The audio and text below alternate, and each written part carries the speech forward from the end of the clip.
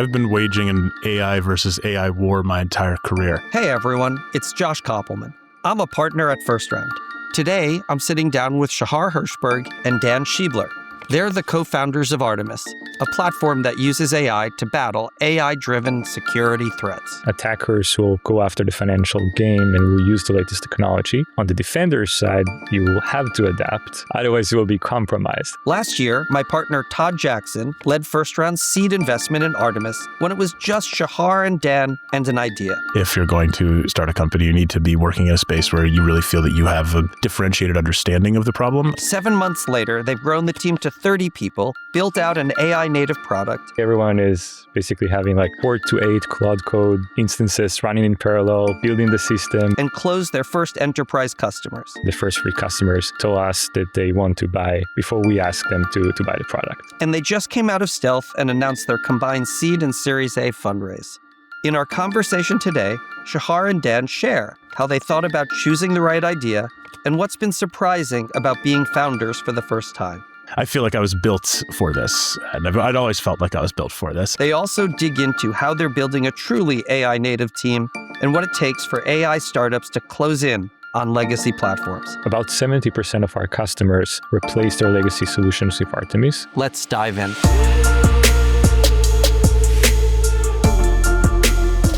Shachar, Dan, welcome to the show, and congrats on the launch. Just to make sure everyone has enough context, could you start by explaining what your company, Artemis, does? Sure. First, thank you so much for having us, for all the support throughout the way. We really appreciate that. So Artemis helps companies detect and stop attacks in their environment across all their stack, their cloud, identity, network information, everything that could try to target their organization. Artemis detects the bad things and helps companies stop them before they can impact their organization.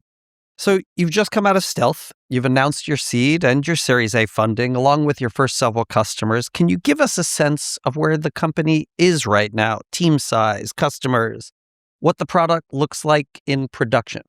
First, because we grow so fast, everything changes every week. So in the past, we started 7 months ago, and we are now about 30 people in the team, growing about 1 to 2 people every week, and scaling across engineering, product, research, and go to market. The product that we built was built in an AI-native way from the get-go, and I'll let Dan on the technology of it, but just from the product perspective, that allows customers to get a dramatically better value and ease of use compared with traditional legacy SIEM and legacy detection products. And what we see in practice is that the users of the product spend about 3 to 4 hours every day in the product because they are just able to get the outcomes they want using Artemis. And most security product, it's kind of like a box that sits there and you don't really know what is happening. So we are really happy about the engagement and obviously work with the customers to make it even more delighting. Generally, what we see is that we've been able to move very quickly because we've built the company in a way where we can develop everything entirely with AI native tooling. We've developed our code base and developed our internal processes so that everything is entirely leaned into what AI systems are capable of today and where we think they're going to continue to be moving in the future.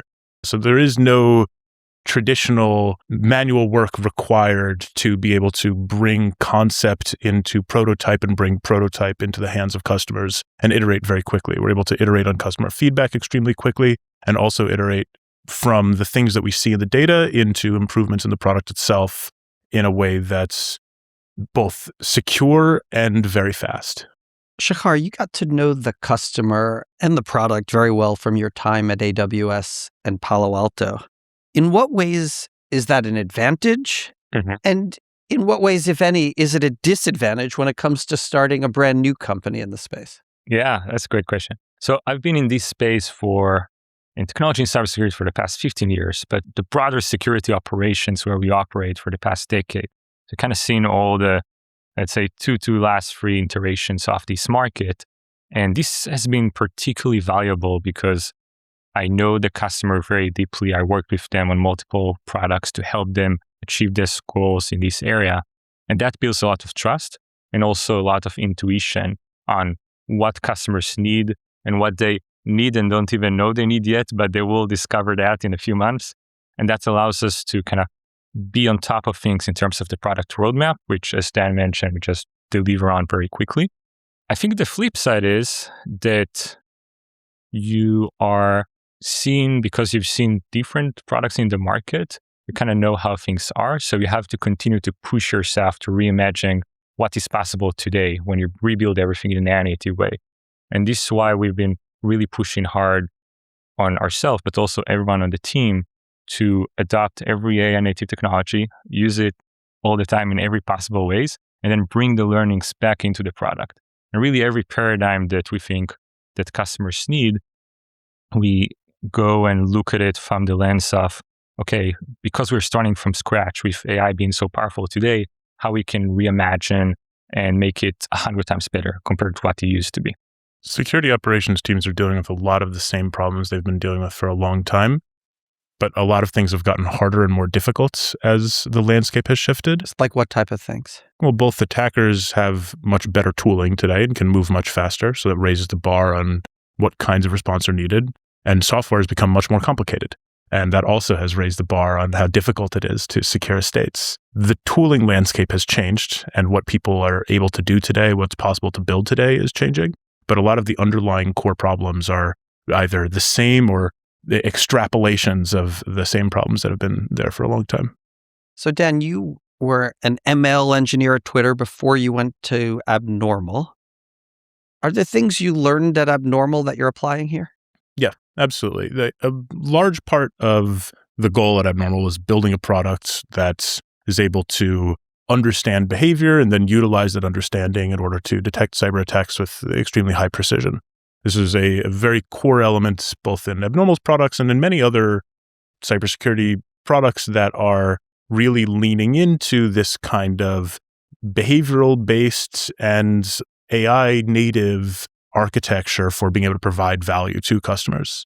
What we're building is in somewhat of a different way and a little bit more of geared towards a slightly different suite of problems, but leaning into this same kinds of core underlying technology and the same kinds of overall objectives of building something that's able to utilize an understanding of a customer's environments in order to be able to detect cyber attacks in a way that's resilient to changes in attacker behavior and requires as little manual work by the customer as possible in order to get that defense and get that protection. So let's back up a little bit to when you were getting started. Shachar, you knew you wanted to start a company, and you spent a lot of time sorting through ideas before you were ready to leave AWS. What did that period look like for you? How did you approach the idea exploration phase? Are there questions you asked or things that helped you either rule out opportunities or lead you in any direction? One of the things that I focus on and still today is working backwards of customer problems. So when I looked at the ideation process, and a large part of it was just Dan and I spending a ton of time together, thinking about the future, having fun, building and shipping. But a lot of it was thinking through what problems we know, talking with hundreds of security professionals to understand how what they feel today might be amplified or reduced as the world changes with the introduction of AI technology. And a lot of the ways that we operate is, okay, how can things change if AI will be 10 times better next year and 100 times better 3 years from now?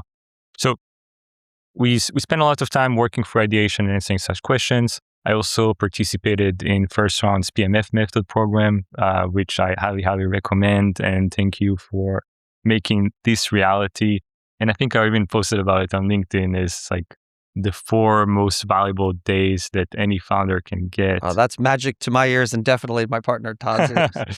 And it's like equity free, everything free. Actually, everything free. That was great as well. But yeah, there's no economics. It's just programming. Exactly. So just thinking through company building, thinking through how to ideate and what are the first steps you need to go through in order to get from 0 to 1. So that program was incredibly valuable as well.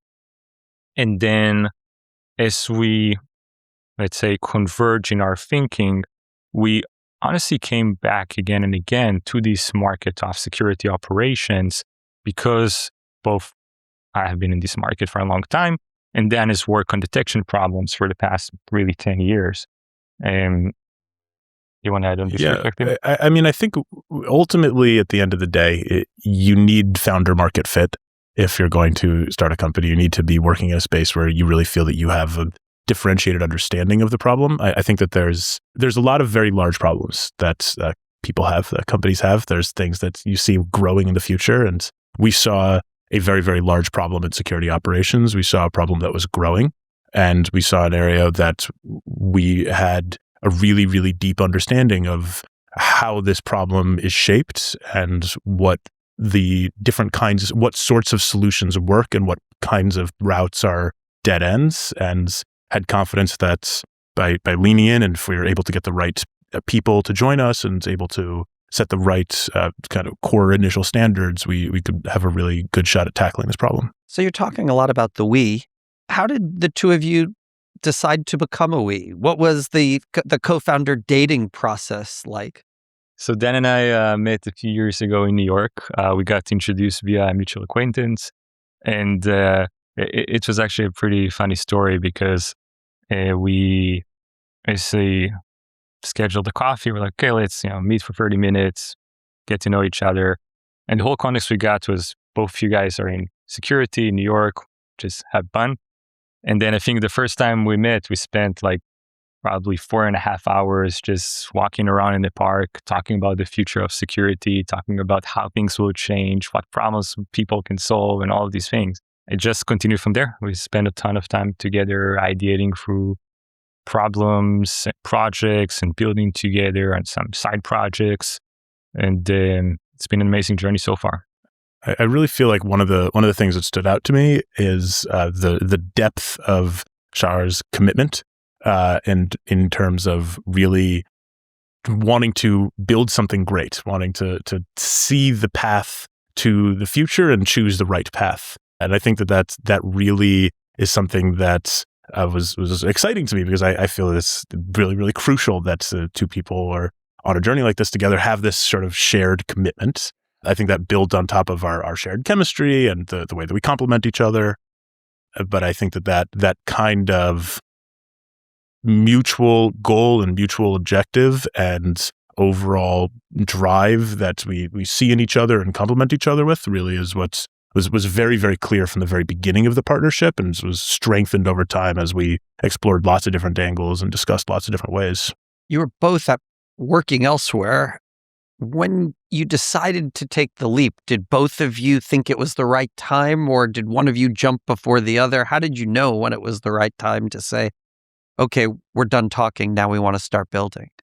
We were both pretty aligned. There sort of had some slight differences in terms of exactly which month made sense, but basically we sort of picked, okay, this is like the right time period and this is the right opportunity. And I think things ended up moving a little bit faster than we expected. And then we ended up being very happy about that because of the opportunities that were opening up in the market. I think that in retrospect, if we'd waited an extra 6 months or so, as we were originally discussing, then probably we may have ended up being too late, given the shape of the market, given the speed in which things are developing. We wanted to make sure that we had the confidence. I'm also glad we didn't start the company a year earlier, because there's so much different things that's possible in tech today. We were able to build in such an AI native way because of the moment that we did start. And so I think it was a combination of us being strategic and us being pretty aligned and really having the commitment that it was the right choice to do this with each other.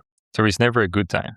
So it's always, you always have like more promotions, more money, more stuff, more things can happen. But we just saw the pull from the market. We just saw customers really excited about the problem that we're solving. We saw how it's changing, and we realized that we have to go right now in order to fully capture this huge opportunity. Let's talk a little bit about hiring in the AI era. Are there any startup norms of hiring that you're rethinking? Yeah, so First, people is the most important thing in the company. Without people, we won't have a successful company. So we put, I would say, over 60% of Dan's time and my time on hiring and developing the best talent in the world. And we try to make the hiring process extremely easy and fast for candidates. So what does the interview process or hiring process look like? First, one thing I'll say is that we weight very heavily on references. We put a lot of emphasis on speaking with people who've worked with somebody in the past, and we try to front load that in the process and move that through very, very quickly. And you found that to be a good predictor? We have. We've found that to be extremely indicative. That really, I think we can plot out on an almost perfect correlation between the strength of references and the strength of which somebody actually delivers. And I think also we don't aim to do the super lengthy interviews. We usually have about 2 hours of in-person meetings with the team in addition to meetings with me and Shachar. We try to do as much as possible in person, as much as possible, as fast as possible. Do you give any work projects? We've experimented with it, especially when we did one experiment where we hired winter interns, which ended up being a very successful experiment. And we did utilize work projects primarily because of the sheer number of applications that we got, and there's always a lot more risk that you take bringing on somebody who doesn't have substantial work experience. You're bringing on a student, so we wanted to de-risk that. And what we did with work projects in that case is we didn't focus on asking somebody to complete some coding task and then review the code. We asked somebody to send us a link to a particular a website that they had built that accomplished a particular task. We never looked at the code, didn't look at the implementation, didn't care if they built it with a no-code tool or coding or Cloud Code entirely. It's just can you build something? That was really what we were trying to assess in that work project. And I think that's in general. I think that the one of the big questions we want to ask when we're hiring somebody is, are you capable of building something from scratch? Basically, anybody we hire want to have that capacity. How do you assess for AI fluency, I guess, in your interviewing process, just given the paramount importance that you're placing on that? This has changed over the course of time that we've been running this company, because this has been one of the largest changes. When we began this company, there were some people who were extremely but it was a much smaller percentage of the market than today. This has been, of course, an absolutely crazy period of 7 months in terms of AI adoption. Generally, somebody who is a true builder and who is open-minded and who is willing and excited about utilizing the best tools and up-leveling their capabilities, whether or not they've had the opportunity to really lean into AI native work. Some people work in companies that forbid AI utilization in their work, and if they have experience with AI, it's only in small side projects. Other people work in companies that are extremely AI native. So I think that where somebody stands in terms of their prior experience at this point right now, given how long of a time that these tools have been around, is not necessarily a great predictor of how much they'll lean into it and really adopt it. We do a very good job of inculcating people in the first few days. So are there specific ways you've set up the engineering team or the code base to take advantage of this? Yes. This is, I would say, one of the largest priorities we have in the technical architecture that we have, and also in the team. So the two things that I would say are, one is that AI coding tools enable engineers to be able to reach over the line and understand code that's outside of the range of things that they would normally be able to understand, normally be able to work with, in a really unparalleled way that really changes the physics of software engineering. It becomes so much easier for people who have never had experience with writing Terraform code, writing front-end code, be able to make changes, see things, debug code. Debugging, I would say, is one of the biggest areas we see the most opportunity, where it's possible for agents to be able to do really, really effective understanding of where are their issues, where are their problems. And so giving every person in the team the capability to utilize these tools and have that be the first place that they go, then puts everybody in the mindset of, if I want to solve this problem, I don't try to solve the problem manually. I try to figure out how to change my approach to setting up these tools, to utilizing these tools, to make it so that the tools have the right answer. And that then goes into how we actually set up our technical architecture. When we make architectural decisions, the first question that we ask is this an architectural decision that will increase or decrease the capability of AI tools to make the right answers? Anybody who's worked with AI tools knows that they often are wrong. That is one of the reasons why they are difficult in some capacities to use, especially in large and complex code bases. And there's certain detectable decisions that you can make that make the tools more or less likely to be correct. And we've structured our systems to make that so every time we make any decision, we're trying to make them more likely to be correct. Adding a bit on the people side, we work to give people the best experience. So this includes typically wrapping up the full end-to-end interview process in 1 day or 2 days max. So people come, they have a chat with me or Dan, and then they meet the other engineers for a couple of interviews. They typically stay for lunch with the team because we want people to get to know the people that they work with and kind of see, is it a group of people that they'll have fun working with and build with? And then, as Dan mentioned during the references early, so we can just wrap up things. And we typically give the offer between 2 days from the moment we started talking with you or not. And then on the last bit, on the AI, I think at this point in time, every person we interview, we ask them, how do you work with AI? Everyone is like, oh, I work with AI all the time. But then we go deeper. To this day, we still haven't found someone who, before joining Artemis, has worked with AI as intensely and thoughtfully like we work in Artemis. So today, everyone is basically having let's say 4 to 8 Cloud Code instances running in parallel, building the system, working on shipping 4 to 5 features simultaneously. And there is a lot of art and science to it. And we teach it when people join the company. And we look for the people who want to learn and be at the cutting edge of these capabilities. What about outside of engineering? Are there workflows that you've found personally to be the most impactful? We try to automate everything with AI as a native company. I think a lot of the processes are helpful or automating these processes are helpful because we're now 30 people. We were 20 people about a month and a bit ago, and we were basically 6 people in September. So with these rates of growth, the company changes dramatically. And we use AI to make sure everything is still streamlined and working, then keep track on all the business metrics and the operational metrics without having 5 people manually tracking it, and instead just using AI to automate such things. I would generally say monitoring is the area where I've seen the most value from AI outside of just engineering directly.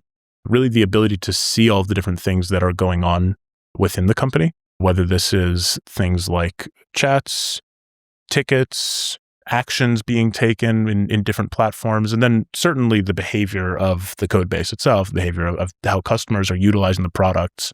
All of these different areas are things where traditionally, if you try to do data analytics over the different systems within your company, it is difficult to be able to know what are the right questions to ask, what is the right way to So do you have query this dashboards data. that are there metrics that you're looking at now that you never would have looked at before? Some are metrics and numbers, some are insights and messaging things. Such as? There's this is the tenor of this conversation. This is the kinds of activities that are being performed right now. There's questions you can ask about what are the types of activities that people are taking, what are the kinds of work that people are doing and how people are spending their time. We're experimenting and exploring all of the different things that, to some extent will probably be incorporated into dashboards and viewability. But I think this is going to be a really strong backbone of how we'll be able to scale. I'll add one piece there. For example, in the product analytics, we look at how customers use the product. And you could do it manually. You can watch recordings and have a data analyst going through the metrics. We use agents for that. And that allows us to understand where customers struggle, where there is friction, and automatically think through how we remove that friction from the product, or see how we, for example, if they have a flow and it takes them 2 minutes, how we can add a new feature that reduces it to 3 seconds. And all these things, you could do it before, but it was a lot of manual effort to do it at scale. And now it's largely the insights part, to Dan's point, is largely automated. Let's talk a little bit about customers. How did you decide You had a lot of customer discovery calls. How did you decide what customers you wanted to go after, what customers you were deliberately going to ignore? Like, let's just talk about how you landed on the ICP that you're executing against. The core problem for us the core tenet for us was working with people that have a problem, because the ICP we ended up landing on is largely upper middle market and enterprises that have used or are using a traditional SIEM, which is basically security data analytics platform. And we got a lot of interest from mid-market to down-market companies because as a part of the exploration process, we wanted to make sure we were hitting all the different ICPs. But it was more so something they wanted to try because it sounds really attractive, but it didn't have a problem. We didn't have a pain when you're speaking with them. It's not like when we were speaking with the core ICP, which tell us, yeah, my team is chasing 10,000 alerts every day. They don't really know if we have detection coverage or not. All these things where you can really feel the customer being in pain. So the prioritization for us was targeting the segment that is hurting the most, delighting them, and then expanding to the broader part of the market. There's a certain point at which a company's scale and complexity reaches the state when the need to be able to monitor all of this data and the difficulty in doing it in a way that has low noise and really gives you the insights that you need in order to be protected becomes extremely challenging. It's really an inflection point in terms of the complexity of the problem.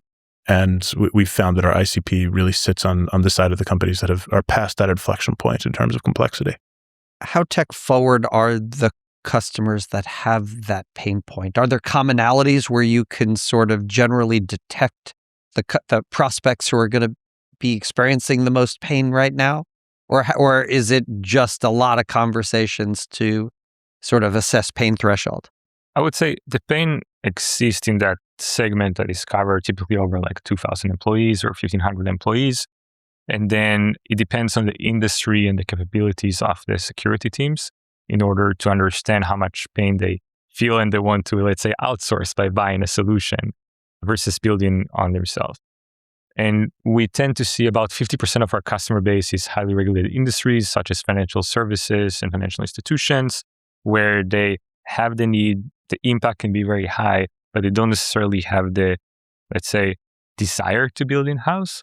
Whereas we work with technology companies, and we definitely have a sizable amount of our customers as technology companies, but some of them prefer to build it themselves because they have engineers that work as security people, but they're in practice software engineers.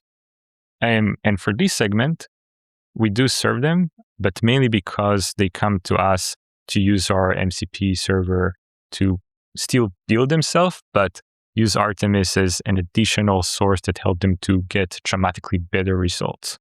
Every founder remembers the first customer and what it took to get there. What's the story of closing your first customer? We closed the first few together simultaneously, so it was about the same time. But I think the key thing for us was reaching the level of trust and reaching the level of satisfaction where they actually came to us, the first three customers, and told us that they want to buy before we asked them to buy the product. So they were piloting? Yeah, they were design partners. They helped us build the product. And then they said, it became such a core element in my security operations and capabilities that I want to make sure I have the enterprise SLAs and that I have the reliability of a product that I bought, which is obviously, you can't wish for anything better than that when the customers come to you and ask to buy. But the road there was long and very meaningful. And we really value them. They've been true partners and amazing leaders in building the right products that now many more customers enjoy. Any non-obvious or surprising product market fit early signals that give you the confidence to let you know you're heading in the right direction? We've seen a real inflection in utilization. There's one pattern that we see very, very commonly with the customers we work with so far, which is they'll connect a couple of relatively easy to connect data sources into the platform. We will deliver an initial set of insights, and they will add a bunch more people from their team and add a bunch more data sources immediately. So it's really the time from that first quick connection to that second where they go to a deeper level of connectivity. And that's the unlock that says you found something for them. Yes. You have to earn that trust. There's generally, when you're working with a secure team, especially at a large enterprise, they have the permission and capability to connect you to some of the data sources that are important for them, but not necessarily all of them. They may need to get internal buy-in, or they may need to be able to get permissions that someone else has, or they might not necessarily have in order to access certain very important data sources. It depends on the organization themselves. But in order for them to have the confidence to spend that political capital, you need to earn that as a company that's going to be working with them. You need to show them that this is actually something that's really, really valuable. It's worth it for you to go and put these, spend that political capital, get these connections and put everything in, because we're going to provide you so much value when you do that. And we earned that by making things as easy as possible and showing as much as we can. So we started building in late September, and around late January was when or maybe early February was when the product reached a maturity of platform. And that's when we saw things like fully clicking. And we just saw the usage metrics, like how much time people spend in the product, what are the activities they're taking with it, how many modules of the product they're using. We just saw that like skyrocketing. So the real graph of usage has gone basically parabolic. And we're like, okay, this is working for customers. So you started off with founder-led sales. What did you learn about yourselves and about that process? And then how do you see yourself growing your go-to-market efforts? One thing that I've learned is, and it's a lesson that I suppose I'm still learning every day, is that when you want something in sales is about asking for things. That's you need to ask for things. You need to ask to book the next meeting. You need to ask to get the introduction to the team. You need to ask to get the initial connection. You need to ask, and you need to give people value and give people trust and learn and listen. But ultimately, you need to make the ask, and that's something that I think I understood to some extent, but didn't really fully appreciate until going through this process of founder-led sales. Billy and Dan's point was a lot about trust. When I was in AWS, you are the default, right? So people will buy AWS first, and if they don't like it, they will go and look at other things.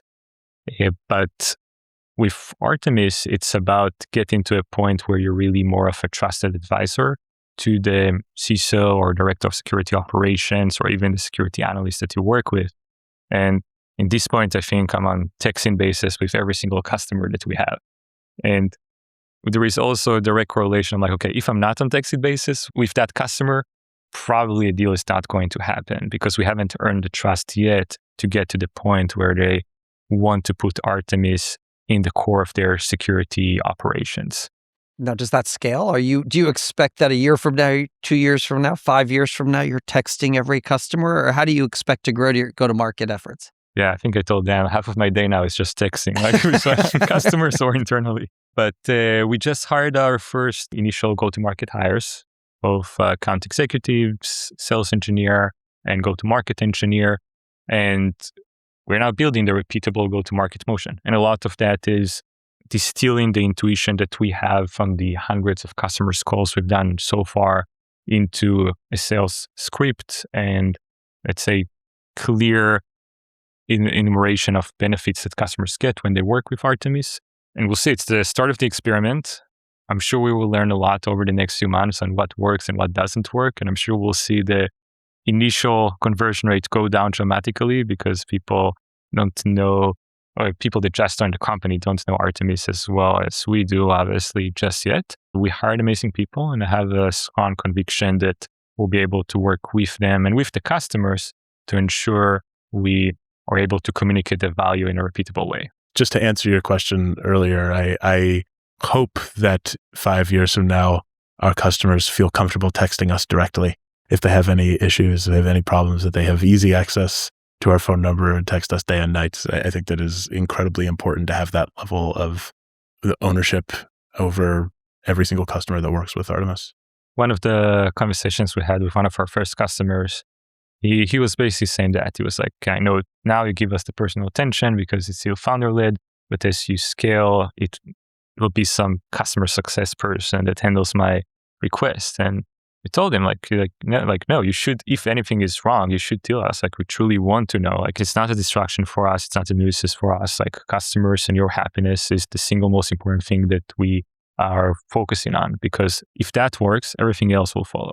So you've been pretty heads down, below the radar, focusing on building, and just now, as you announce your financing, your first customers, you're beginning to pop up.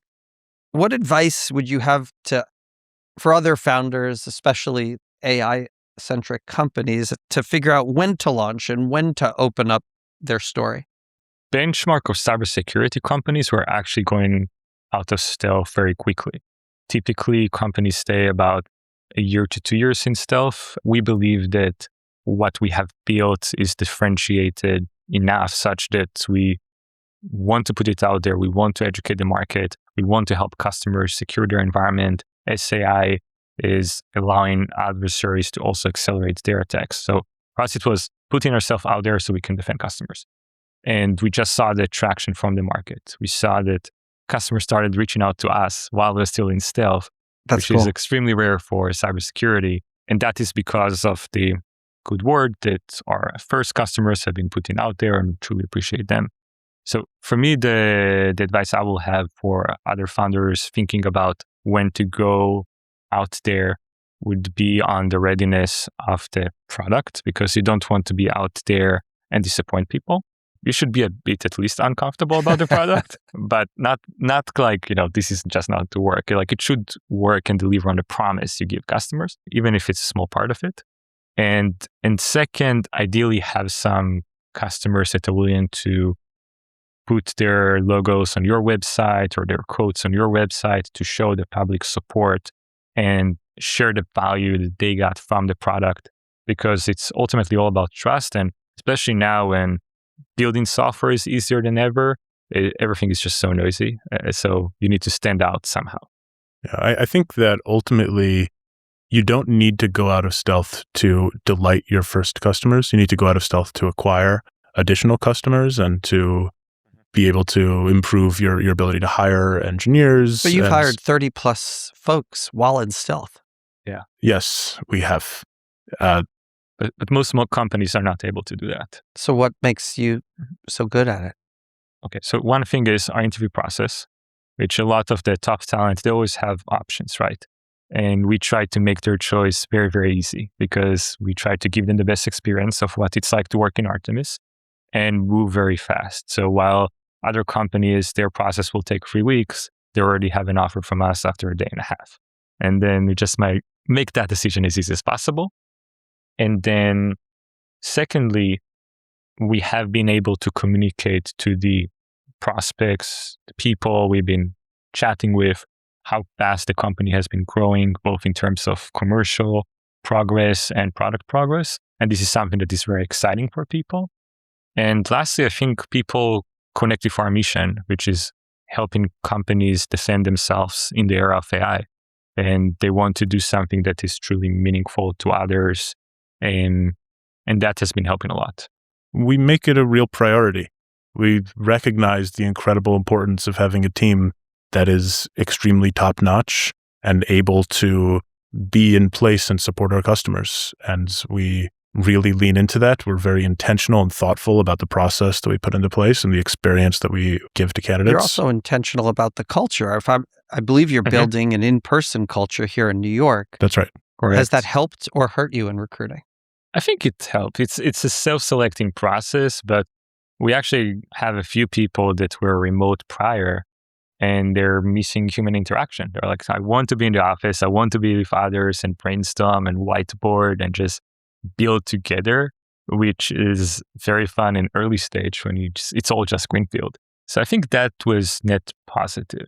I really agree. I worked remote essentially for just about the last 5 years before co-founding Artemis. And I saw how it could be something that makes it more difficult to really form strong bonds with your coworkers. And I think there's a lot of other folks who feel the same way, especially in New York, where it's it's not the same as in an area like the Bay, where I think a lot of people don't necessarily live within the city, and it's a little bit more difficult to commute in. A lot of people in New York there's a very good commuting network. So it maybe a little bit less of an ask for people to come into the office. And a lot of people crave that interaction and want to have that option and have the ability to form those bonds with their coworkers. Besides for just being in office, it seems like you've also been very deliberate in the type of culture you want to build.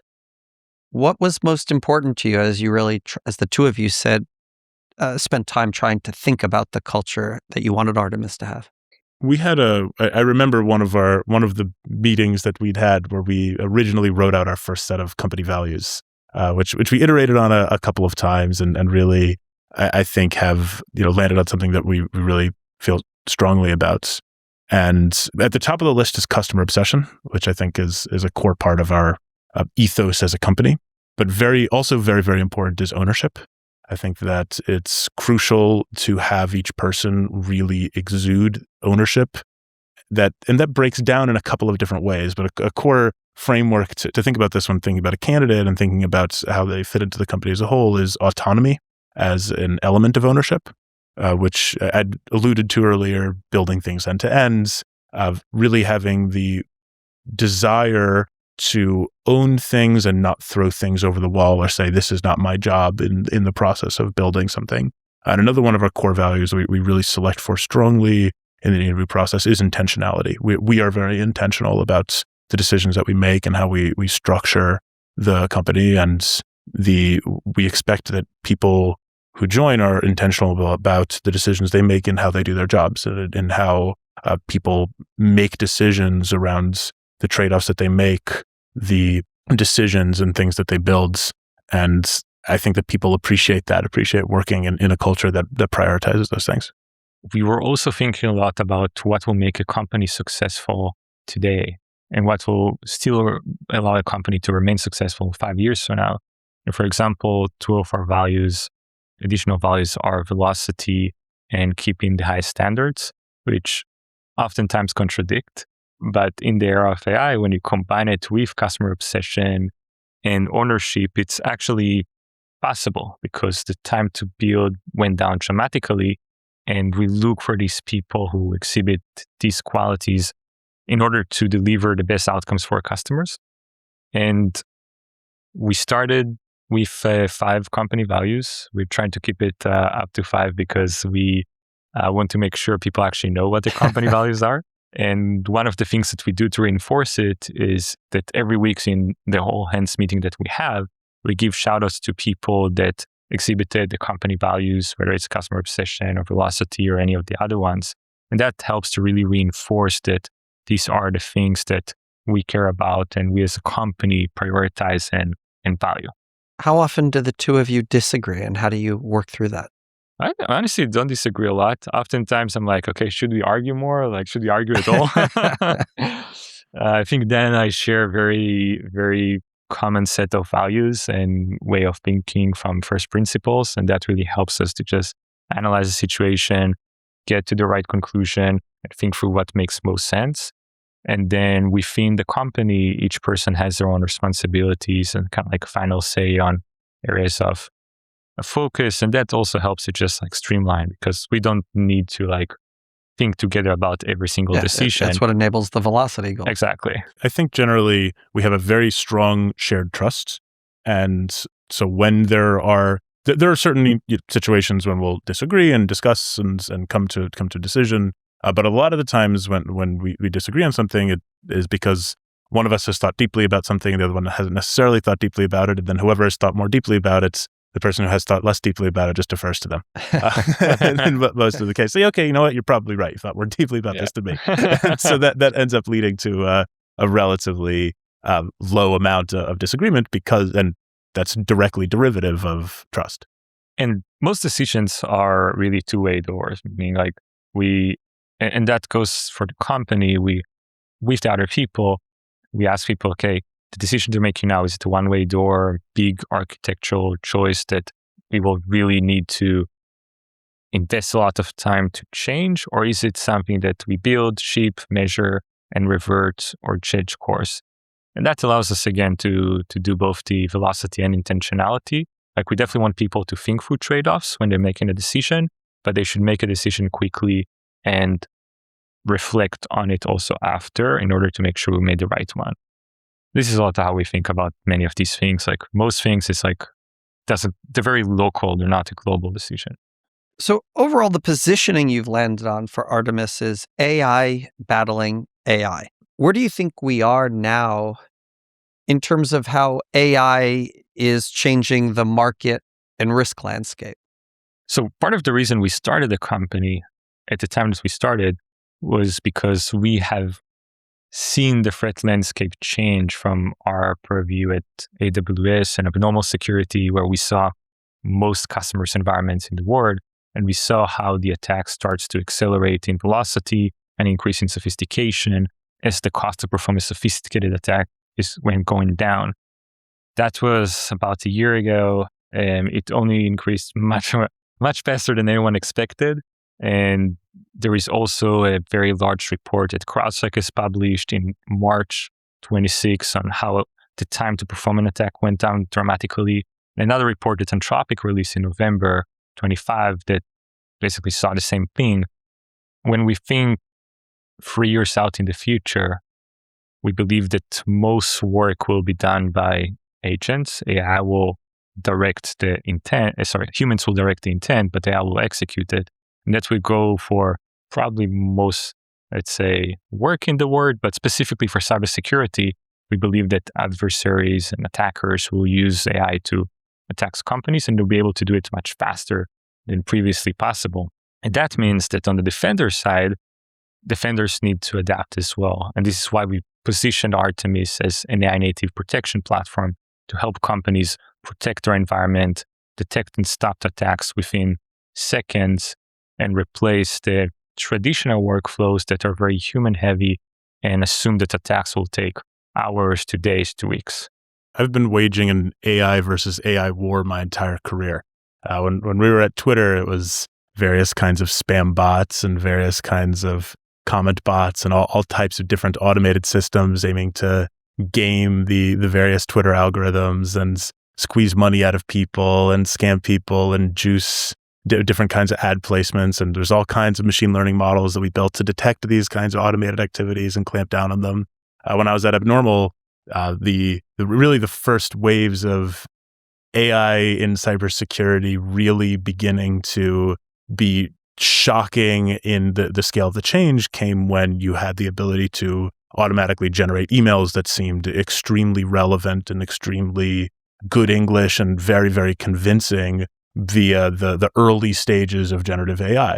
It was relatively shortly after the first ChatGPT launch that it was possible for attackers anywhere in the world to be able to generate extremely topically relevant phishing emails and send them out in mass. We saw humongous amounts of that at Abnormal. That was a humongous problem for many customers that we built technology to defend against and protect against. We saw it increasingly get better and had to increasingly improve the systems that we built in order to fight against it. And now, most recently, you have agents that are really a different paradigm than either of the automated bot attacks or the AI-generated texts, social engineering kinds of attacks that are structured to be able to perform these multi-stage reasoning and very fast exploitation. And fighting against this, in my mind, is somewhat of a natural extension. I've just seen these techniques getting better and better, different kinds of techniques over time. And it's very clear that this is how all the various adversarial games that we have to play in order to keep people safe and build a safe internet and safe world. One of the challenges that a lot of AI startups are facing right now is that many of the enterprise customers that they want to sell to aren't yet ready for the next gen thing they're building. So these companies need to build in legacy features for parity while also building to the future. How do you toe this line or make that balance? So first, one of my favorite things about cybersecurity, and the reason I spent my entire career in cybersecurity, is that it's a very innovative field because you have to make a change. Like attackers will go after the financial gain and will use the latest technology. On the defender's side, you will have to adapt. It's not like you should, like you have to, otherwise you will be compromised. And that drives a lot of willingness to adopt new things and change. What we're seeing from customers, from even our customer base, about 70% of our customers replace their legacy solutions with Artemis because they say, I'm clear that at this point in time, I have to make the change right now in order to be prepared for what is already the reality.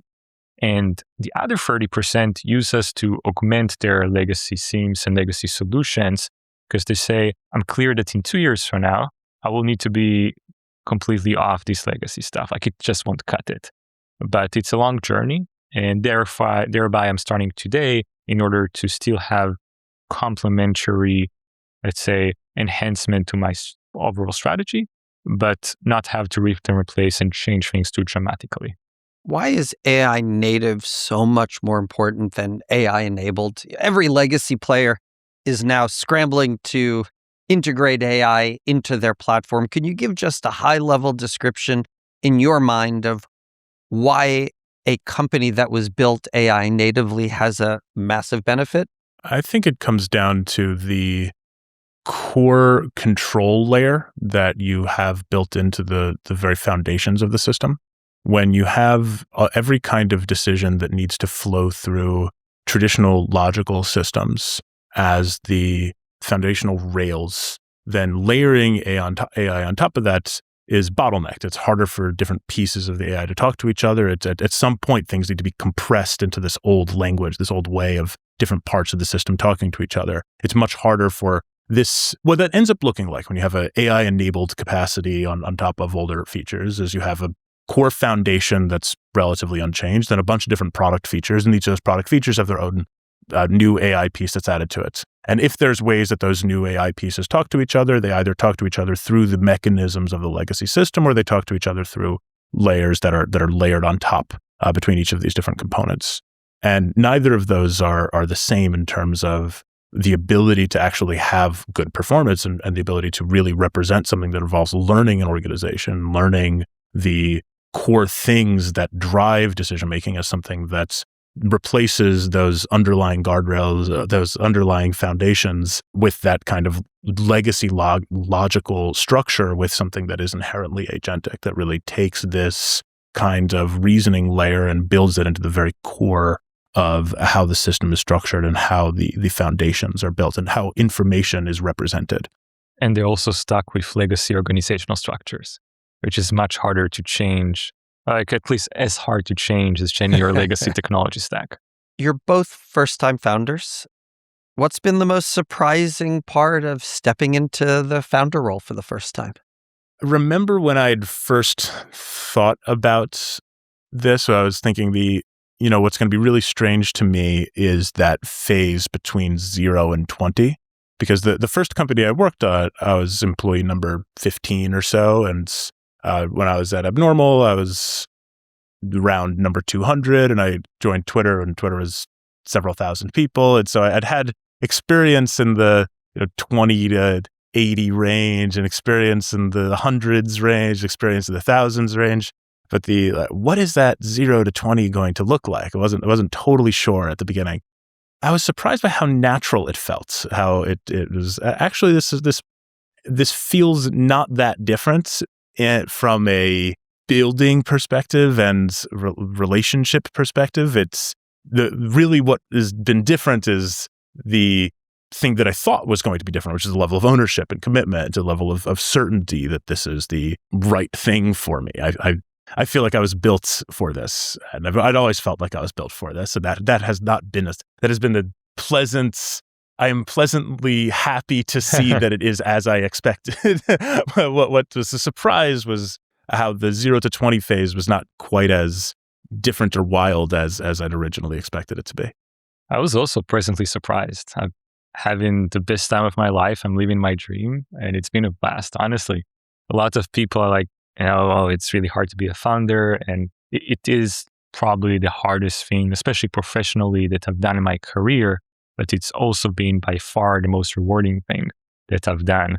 And it's just like a lot of founders like, I can't wait to sell the company. I can't wait to just like be in like an easier job. And I'm like, I wouldn't trade it away. I just been having fun. and building with an amazing team, building for amazing customers. So for me, I guess the surprise was that while there are hard parts, nothing really seems hard, but more so like a fun challenge to crack.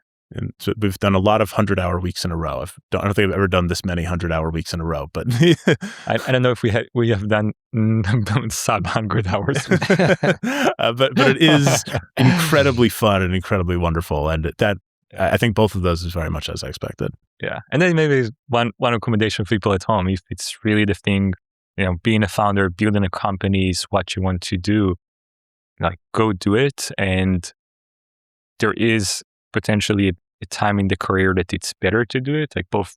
And what time is that? I think it's personal choice. Both Dan and myself have waited relatively long in our careers. Like both of us were in senior leadership roles. We have both been employees in startups that were acquired in massive acquisitions. We were early in these in these companies. So for me, it was about seeing the experiences from each stage of a company and then incorporating that into Artemis. Some people can also do it right after college and they'll still, be able to nail it. But I think it's a personal choice of kind of like how you think about your career. But when you feel like you're ready, I would say just do it. Are there any things that you are both personally thinking about as to how you hope or plan to level up as a founder? I mean, there's so many different areas where I personally want to improve. I want to be able to learn from the experiences that we have, learn from each other, learn from the team. I think that there's a lot of things that I'm doing for the first time. I've never been in a sales role before to this capacity. I've been in management roles, but it's different experience to manage people who have very, very different skill sets, different kinds of expectations and roles. And I think that leveling up as a leader in general, leveling up as a builder in the capacity of company building, I think are all areas where I want to continue to grow and continue to learn and continue to really elevate. I think a lot about being a leader in an AI native company, which is really interesting because there is no playbook for it. There is no guideline on like what makes a truly AI native company successful. And now we're starting to build in the next year in 2026, we'll start building our executive team and we'll grow. Right now, the organization is still fully flat for like a very purposeful choice to allow people to just move fast and ship. And a lot of what I'm thinking over the next few years is that work is going to change, how companies are built and operate is going to change. And I look forward to growing with that broader, let's say, wave in the market. And let's say position Artemis as the leading standards in how AI native companies operate successfully. So I want to wrap up with my partner, Brett, always likes to end the conversation by asking, who has had the biggest impact on each of your careers and philosophy as founders? Yeah, I would probably say my brother. He recently started a company not too long ago and became very, very successful very quickly.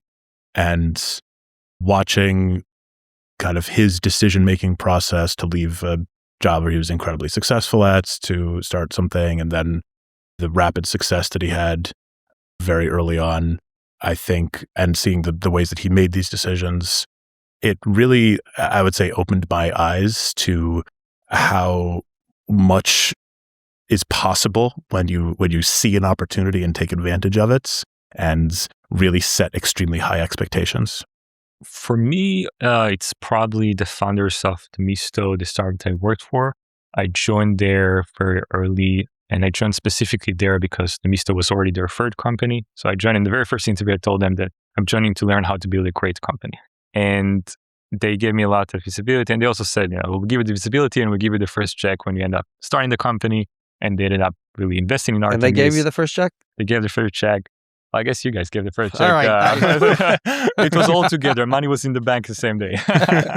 But I learned a ton there, and a lot of how Artemis is built is modeled on Demisto, or especially around customer obsession, people being very, very strong generalists, and people just owning things and delivering to customers. And they've been very meaningful and still help a lot in just thinking through how to continue to succeed and scale the company. Well, thank you both very much. Wish you the best of luck with the upcoming launch and continued success in building a kick-ass business. Thank you so much, Josh. Thank you, Really Josh. appreciate you having us. It was a blast. It was fun.